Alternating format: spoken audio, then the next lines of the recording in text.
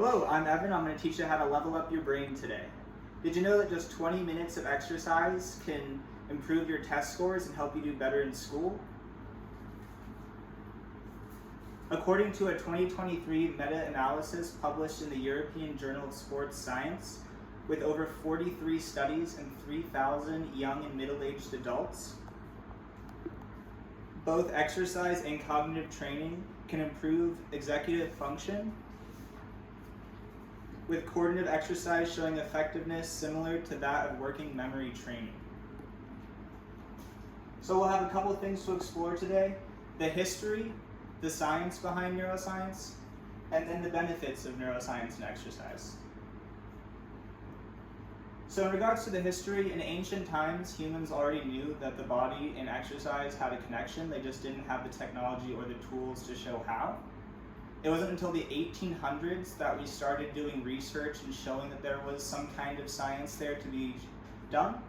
And then it wasn't until the 1990s that we had one of our biggest breakthroughs, where neuroscientists were actually able to take images of the brain and see what was happening during exercise in real time. And now in modern times, as of early as 2023, we have thousands of studies showing the research of positive impact between cognitive function and exercise. In regards to how exercise changes your brain, there's two main concepts we want to talk about. The first is neuroplasticity, which is basically your brain's ability to reshape itself, form new connections, and strengthen old ones.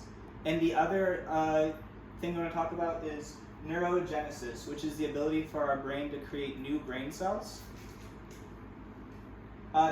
These things, neuroplasticity and neurogenesis, have a similar effect of doing things like cognitive training, brain games, and things that you would see on your phone.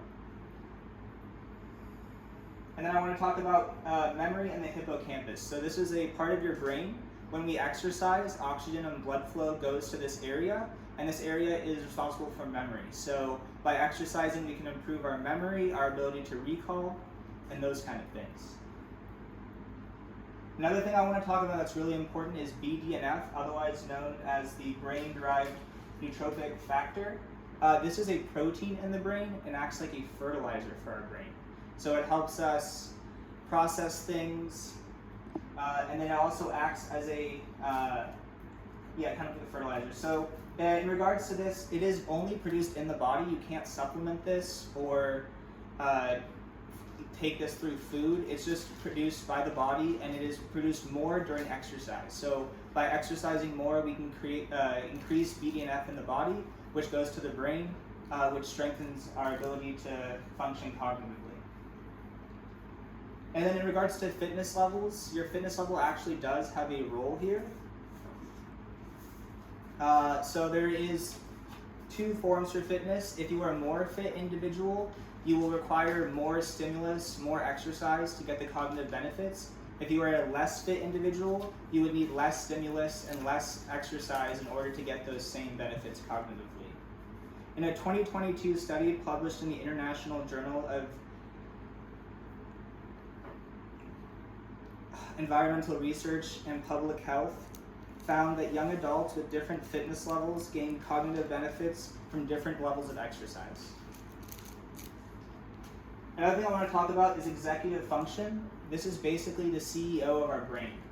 This involves planning, strategy, problem solving, time management, all of the things that kind of happen in the brain.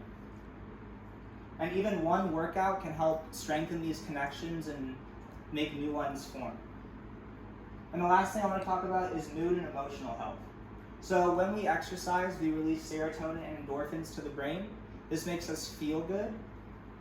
This can help reduce depression-like symptoms. And because we reduce mental load, it helps us improve sleep because we have less cognitive load. It's easier for us to get into a sleepy state, less stressful, and then we have more cognitive function when we wake back up.